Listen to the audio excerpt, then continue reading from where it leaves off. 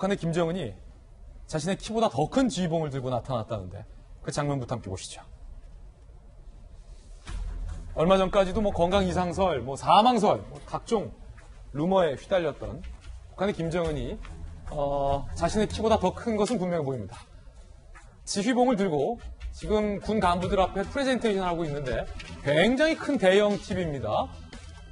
지금 저희 도이치쿠쇼 스튜디오 제 뒤에 있는 TV와 좀 비슷해 보이는 크기에 저희 뒤에 있는 게 100인치거든요. 100인치 정도 돼 보이는 TV에서 뭔가를 가리키고 있는데 정작 그 화면은 모자이크 처리를 북한이 했습니다.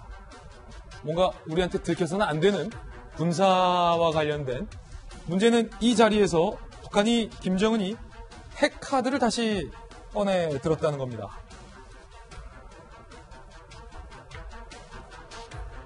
노동신문이 김정은이 주재한 당회의에서 핵전쟁 억제력을 더 강화시킨다 라는 얘기를 꺼내 들었다는 겁니다. 김정은이 핵 문제를 정면으로 언급했다. 비핵화 합의에 전혀 관심이 없는 겁니까, 김정은은?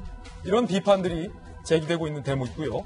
여전히 김정은의 손목에 검은 점이 계속 포착되고 있다는 점도 한중환 신문은 주목을 하고 있습니다. 물론 우리 정부에서는 저 점은 별 이상 없는 점이다. 그냥 점이다. 라는 식의 해명을 한 바도 있습니다. 일단은 이재명 기자. 네. 지휘봉이 본인의 키보다 큰 건 맞죠?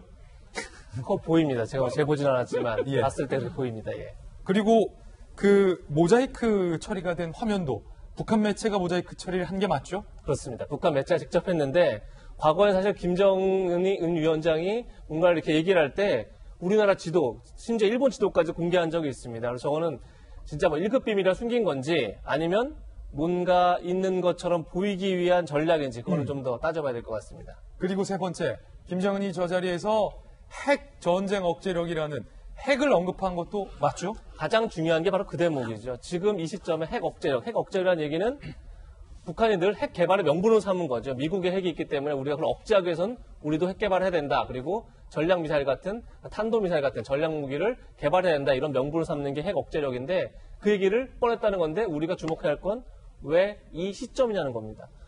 이제 어제 노동신문이 보도했는데 어제가 바로 5.24 조치 10주년이 되는 날입니다. 그래서 문재인 정부는 사실상 통일부 대변을 통해서 5.24 조치를 폐기하겠다. 사실상 선언을 했었죠. 그리고 미국과 상관없이 우리는 남북 관계를 좀 더 진전시키기 위해서 노력하겠다. 이런 얘기도 임종석 전 실장을 통해서 나왔었는데 이 시점에서 북한은 관심 없다. 사실상 이렇게 밝힌 겁니다. 우리는 핵 개발에 매진하겠다.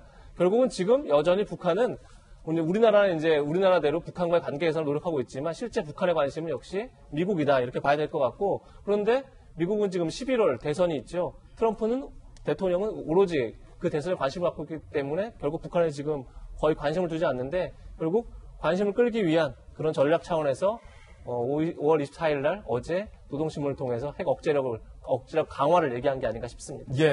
그런가 하면 미 국무부가 임종석 전 실장의 인터뷰와 관련돼서 이례적으로 논평도 냈습니다. 그 내용도 함께 살펴보시죠. 일단 이런 인터뷰를 했죠. 미국의 일부 부정적 견해 있어도 문재인 대통령은 남북관계 밀고 가려 할 것이다. 그러니까 미국을 패싱하고 문재인 대통령은 남북관계 어떤 사업 등을 미국의 동의 없이도 추진할 것이다.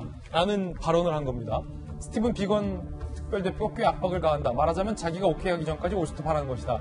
라는 이야기도 했습니다. 이에 대해서 미 국무부가 기자들의 질문에 대해서 답변을 했는데요. 남북협력은 반드시 비핵화에 발맞춰야 한다. 모든 유엔 회원국은 유엔 안보리 견해안을 준수해야 된다. 임 전 실장의 인터뷰와 관련된 질문이 있자 그에 대한 답변을 이례적으로 한 겁니다. 미국과 한국은 북한에 일치된 대응을 하는데 전념하고 있다라는 부분도 물론 강조를 하기도 한 상황입니다. 북한이 지금 핵카드까지 꺼내들었잖아요. 박지원 대변인. 물론 상반된 해석이 있습니다. 미국을 압박하기 위한 어떤 그냥 대화의 수단이다라고 주장하는 분들도 여전히 계시고 그런가 하면 진짜 얘는 핵을 할 애다. 얘들은 진짜 위험한 애들이다.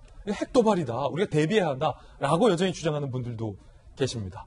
상존하는 주장에서 과연 임종석 전 실장이 얘기했던 것처럼 미국의 반대에도 불구하고 남북관계를 밀어붙이는 것이 과연 적절한가 관련된 논란이 나오고도 있죠.